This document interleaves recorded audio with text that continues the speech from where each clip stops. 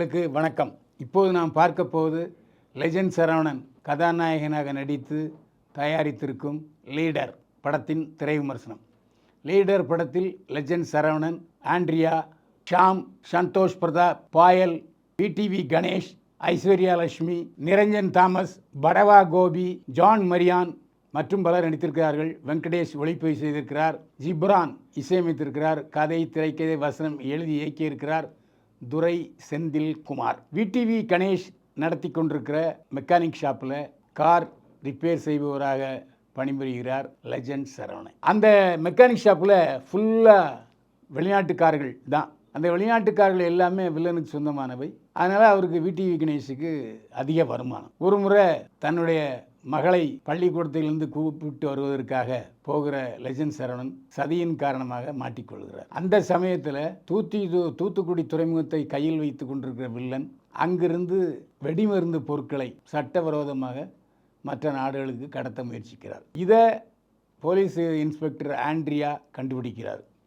ஆனால் அவருடைய மேலதிகாரி அதெல்லாம் கண்டுக்காதன்னு சொல்கிறாரு. ஆனாலும் கடமை கண்ணியும் கட்டுப்பாடு கொண்ட ஆண்ட்ரியா விடாமல் அதை துருவி விசாரித்து கொண்டிருக்கிறார். இந்த சமயத்தில் லெஜண்ட் சரவணனை பயன்படுத்தி எப்படின்னா, லெஜண்ட் சரவனுடைய மகளை தான் பள்ளிக்கூடத்துலேருந்து கூப்பிட்டு போயிடுவார்.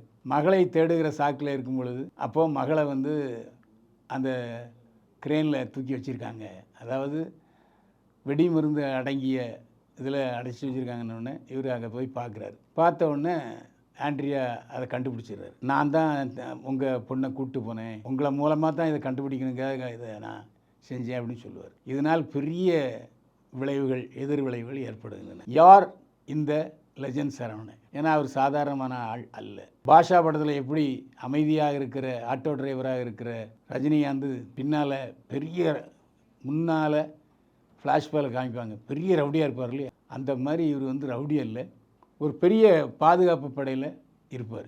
நிறைய விஷயங்களை கண்டுபிடிப்பார். அதனால் தன்னுடைய கூட பணியாற்றிய பலர் இறந்து போவார்கள். அந்த சமயத்தில் வேறு வழி இல்லாமல் தன்னுடைய மூத்த அதிகாரி சொன்னதன் காரணமாக தான் உயிருக்கு உயிராக காதலித்த மனைவி பாயலை சுட்டு கொள்வார்.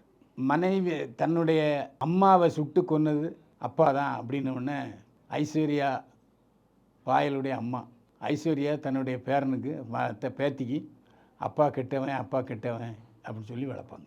ஆனால் லெஜண்ட் சரவணன் அந்த குழந்தை மேலே உயிருக்கு உயிராக இருப்பார். லெஜண்ட் சரவணன் அந்த பெண்ணுக்கிட்ட தான் உன்னுடைய அப்பான்னு சொல்ல முடியாத சூழ்நிலையே இருக்கும். இந்த சூழ்நிலையிலிருந்து அவர் எப்படி தப்பித்தார்ங்கிறத பரபரப்பாக சொல்லியிருக்காரு துரை செந்தில்குமார். ஆரம்பத்திலேருந்து கடைசி வரைக்கும் சஸ்பென்ஸு, விறுவிறுப்பு, டர்னிங் பாயிண்ட்டு, இப்படிலாம் நடக்குதா அப்படிங்கிற மாதிரி படத்தை கொண்டு போய் முடிச்சிருக்காரு. வெறுமனே ஆக்ஷன் ஹீரோவாக அல்லாமல் லெஜண்ட் சரவணன் பாசமிக்க தந்தையாகவும் இருக்கிறார். அதாவது மாணவர்களுக்கு இந்த உலகத்தை கற்றுக் கொடுக்கறது புத்தகங்கள் தான், புத்தகங்கள் படிங்க அப்படிங்கிற விஷயத்தெல்லாம் சொல்லியிருக்கிறாரு சரவணன். முதல் படத்தில் லெஜண்ட் சரவணனை பார்க்கும்போது நாம் ஒரு காமெடி பீஸ் மாதிரி தான் பார்த்தோம். அதிகமான மேக்கப்பு, ஒரு முறையான ஹோம்ஒர்க் செய்யாமல் நடித்ததெல்லாம் கொஞ்சம் வீக்னஸாக இருந்துச்சு. இந்த படத்தில் இது ஏற்கனவே லெஜண்ட் படத்தில் நடித்த சரவணனா அப்படின்னு கேட்க வைத்து விட்டார். ஒரு ஹோம்ஒர்க் நல்லா பண்ணி சின்சியராக நடிச்சிருக்காரு. அதில் எந்த சந்தேகமே இல்லை. அதை சோகப்படும்போது அவரோடு சேர்ந்து நாமும் சோகமாக இருக்கோம். சண்டை காட்சிகள் பிரமாதம், ஒரு 7-8 சண்டை காட்சிகள் அட்டகாசமாக பண்ணியிருக்கார். அதில் எந்த சந்தேகமே இல்லை. சண்டை காட்சிகளை அமைத்தவர் Mahesh Mathew, stunt master Mahesh மேத்யூவை கண்டிப்பாக பாராட்டி ஆகணும். ஏன்னா ஒரு தொழிலதிபர், சினிமாவுக்கு சம்மந்தப்படாதவர், சண்டை காட்சிகளில் அனுபவம் இல்லாதவரை இந்த அளவு பயிற்சி கொடுத்து ஒரு ஆக்ஷன் ஹீரோவாக மாற்றியிருக்கிறார் மேத்யூ மகேஷ்.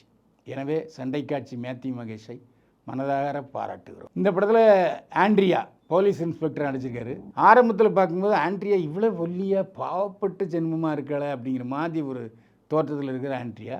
அதுக்கப்புறம் அடுத்து வருகிற காட்சிகளில் பழைய ஆண்ட்ரியாவை நாம் பார்க்குறோம். கவர்ச்சி ஆண்ட்ரியா இப்போது ஒரு போலீஸ் இன்ஸ்பெக்டராக மாறி நம்முடைய மனதை கவருகிறார். சந்தோஷ் பிரதாப் சில படங்களில் கதாநாயகன் நடித்தவர். இந்த படத்தில் வில்லனா பசுத்தோல் போர்த்திய புலியாக வருகிறார். அவருக்கும் ஒரு சஸ்பென்ஸ் வச்சுருக்காரு துரை செந்தில்குமார்.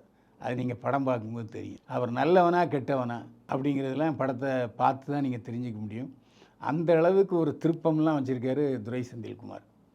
சந்தோஷ் பிரதாப்பும் அந்த முகம் கதாநாயகன் முகமாக இருந்தாலும் வில்லனாக அஸ்தி இருக்கிறார் சந்தோஷ் பிரதாப். ஜார்ஜ் மரியான் 2 காட்சிகளில் வந்தாலும் வழக்கம் போல் அவர் 2 நர்ஸ்க்குன்னு ஒரு சிரிப்பை காமிச்சிட்டு போயிடுறாரு. நல்ல திறமையான நடிகர். கதாநாயகி பாயல் ஒரே ஒரு டியூட் சாங் தான். சில காட்சிகளே வந்தாலும் மனதில் இருக்கிறார். அந்த காவல்துறை அதிகாரியாக வரும்போது கொஞ்சம் மிடுக்கு அவரிடம் இருக்கிறது பாயலிடம். அவருக்கு வாய்ப்பு நிறைய கொடுத்துருக்கலாம். ஆனால் இந்த படத்தில் நிறைய கேரக்டர்கள் இருக்கிறதுனால அவருக்கு கொஞ்சம் வாய்ப்பை கொடுத்துருக்கிறார்.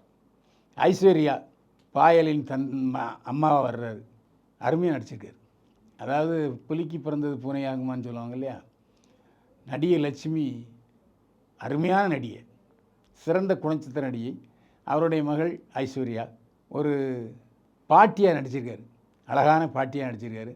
பேத்தியிடம் சொல்லுவார், உங்கள் அம்மாவை கொன்னது உங்கள் அப்பன் தான் அப்படின்னு விஷவு மாதிரி போட்டுக்கிட்டே இருப்பார். ஐஸ்வர்யா 3 கட்டங்களே வந்தாலும் ஐஸ்வர்யா மனதை கவர்கிறார். இனிமே அவருக்கு நிறைய பட வாய்ப்புகள் இந்த படத்தின் மூலம் வருவதற்கான அறிகுறி நல்லா தெரியுது. படவா கோபி மிகச்சிறந்த நகைச்சுவை உணர்வு உள்ளவர். பல தொலைக்காட்சி நிகழ்ச்சிகளில் ஆரம்ப காலத்தில் கொடிகட்டி பறந்தவர். அவருக்கு என்னமோ நல்ல நேரம் வரல, அதனால் நகைச்சுவை நடிகராகவும் வர முடியாமல் குணச்சித்திர நடிகராகவும் வருமானால் 2 கட்டான இருந்தார். இந்த படத்தில் படவா கோபி சில காட்சிகளே வந்தாலும் நம் மனதை நிறைவாக செய்திருக்கிறார். அமிர்தா ஐயரும் கொடுத்த பாத்திரத்தை சிறப்பாக செய்திருக்கிறார். விடிவி கணேஷ் லெஜண்ட் சரவணன் ஓனராக வர்றாரு. கொஞ்சம் பயந்தாங்குள்ளியாக நடிச்சிருக்காரு. ஆனால் குணச்சித்திர நடிகராக மாறினால் அவருடைய நகைச்சுவை நடிப்பை நாம் காண முடியாமல் போய்விடுகிறது.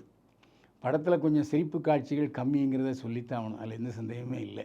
ஒளிப்பதிவாளர் வெங்கடேஷ் அந்த வெளிநாட்டு காட்சிகள் ஒரு சில காட்சிகளே வந்தாலும் அந்த ஐஸ் மலை, அப்புறம் வெளிநாட்டை சுற்றி இருக்கிற கேமரா பிரமாதம். லெஜண்ட் சரவணன் நிறைய செலவு பண்ணியிருக்காரு.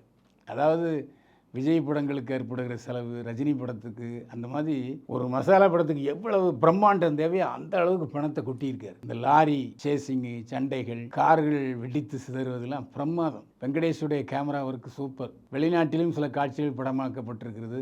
நாம் வெளிநாட்டுக்கு போன மாதிரி உணர்வும் ஏற்படுத்தியிருக்கிறார் கேமராமேன் வெங்கடேஷ். ஜிப்ரான் இசையமைத்திருக்கிறார். இன்னும் கொஞ்சம் மெலடியாக அமைச்சிருக்கலாமோ என்று தோன்றினாலும் பின்னணி இசையில் பிரமாதப்படுத்திட்டார். ஒரு இடத்துல கூட கேப் விடாமல் நல்லா பின்னணி இசை படத்துக்கு ஒரு தூக்கலாக அமைந்திருக்கிறது. ஜிப்ரானுக்கு வாழ்த்து. துரை செந்தில்குமார் எதிர்நீச்சலில் தொடங்கி பல படங்கள் வெற்றி படங்களை கொடுத்தவர் துரை செந்தில்குமார். அவர் பேசும்போது சொன்னார், நான் பழைய படங்களில் செய்த தவறுகளெல்லாம் இந்த படத்தில் திருத்தியிருக்கேன் சொன்னார். அந்த மாதிரி முழுமையான ஒரு மசாலா படத்தை கொடுத்துருக்கிறார் துரை செந்தில்குமார். எந்த அளவுக்கு லெஜண்ட் சரவணனை பயன்படுத்த முடியுமோ அந்த அளவுக்கு மேக்ஸிமம் பயன்படுத்தி அவரையும் ஒரு ஆக்ஷன் ஹீரோவாக ஆக்கியிருக்கிறார் துரை செந்தில்குமார். அதில் எந்த சந்தேகமே இல்லை. ஆனாலும் சில காட்சிகள் பழைய விஜய் ரஜினி படங்களில் வருவதை தவிர்க்க முடியாத ஆகிவிடுகிறது. ஏன்னா மசாலா படம்னாலே சில காட்சிகள் அப்படித்தான் இருக்குங்கிறது இன்றைக்கி கட்டாயமாக ஆயிடுச்சு. அதனால் அதை தவிர்க்க முடியாது. இந்த படத்தை பொறுத்தவரைக்கும் தகப்பன் மகள் பாசம், திருப்பங்கள், சண்டை காட்சிகள், அருமையான இசை, குடும்பத்தோடு பார்ப்பதற்கு மிகச்சிறந்த படம். லெஜண்ட் சரவணன் நடித்த லீடர் படம் மசாலா படங்களுக்கெல்லாம் ஒரு லீடர் என்று சொல்லலாம். நீங்கள் தியேட்டரில் போய் பாருங்கள். ஆபாசம் இல்லாமல், அருவருப்பு இல்லாமல், இரட்டை அர்த்த வசனம் இல்லாமல் ஒரு அருமையான பாஷா படத்தை, ரஜினியுடைய பாஷா படத்தை மீண்டும் பார்த்த மாதிரியான ஒரு த்ரில்லர் அனுபவம் உங்களுக்கு கிடைக்கும். நீங்கள் தியேட்டரில் போய் பார்த்தா தான் அந்த அனுபவத்தை நீங்கள் புரிய முடியும்.